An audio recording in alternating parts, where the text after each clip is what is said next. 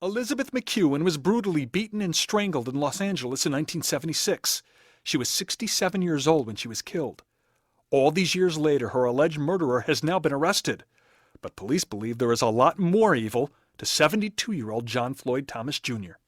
Is also suspected in as many as 25 other murders and scores of rapes that occurred in the Southland during the 1970s and 1980s.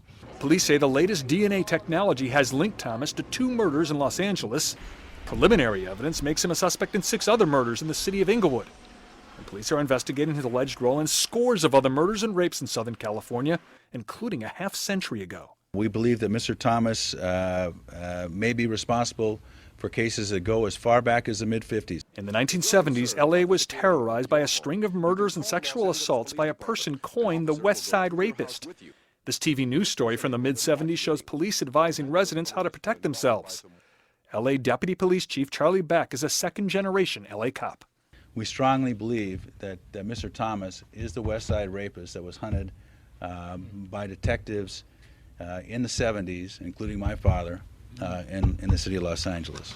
The primary killings being investigated occurred in the mid-70s and mid-80s. Thomas has been jailed at least 3 times over the years after being convicted of rape, attempted rape, and burglary. His last alleged killing was 1989. He has been an insurance claims adjuster, is currently single, but has been married 5 times. All his alleged victims appear to be elderly or middle-aged women.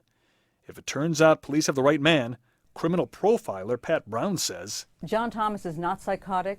He is a psychopath. That's why he can do these kind of crimes and just walk away so blasé and go back to his regular life and act as though nothing has happened. To him, serial homicide is a hobby. Bob Kistner just retired from the Long Beach police force. His great-aunt, Maybelle Hudson, was murdered in 1976. He just found out today authorities believe Thomas is her killer, too. I know my aunt, the very good Christian that she was, would be hoping for the salvation of his soul and looking for forgiveness.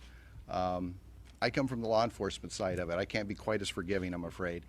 The 72-year-old suspect has not been available for comment, and it's not clear if he has an attorney yet. If the allegations against him are true, a mass murderer has been a free man in the midst of Southern Californians for many years. Gary Tuckman, CNN, New York.